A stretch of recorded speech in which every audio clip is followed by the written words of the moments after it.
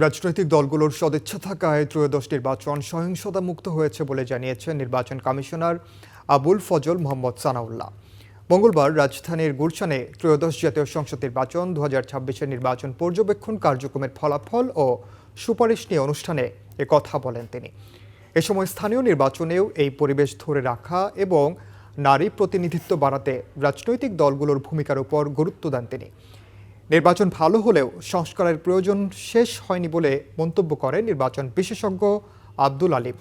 নির্বাচনের পর থেকেই সংস্কার শুরু করে কর্ম পরিকল্পনা তৈরির পাশাপাশি পর্যবেক্ষকদের সঙ্গে নিয়মিত সংলাপের ওপর জোর দেন তিনি।